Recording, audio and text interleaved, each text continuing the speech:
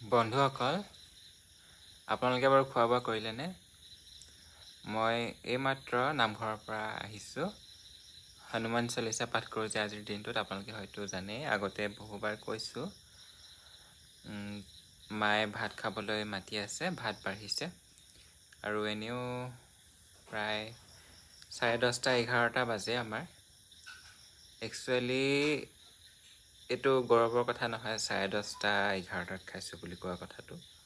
আমি পৰাপক্ষত খানা 8:30 8:30মান বজাত খাবই লাগে, মানে 9টা বজাৰ আগে খাবই লাগে।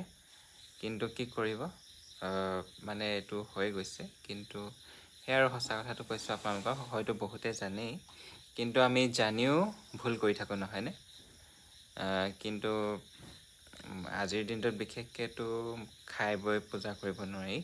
সেইটো কাৰণে ভাতটো ৰাতিয়েই খোৱা হয়, মানে দেৰি হৈ যায়। মোৰ কেতিয়াবা 11মানো বাজে ভাত কৰোঁতে। আজি অলপ সোনকালে হৈছে বাৰু, মানে 1 ঘণ্টা ওপৰ গাওঁ আৰু চালিচা 1.5 ঘণ্টা 1 ঘণ্টা এনেকুৱা।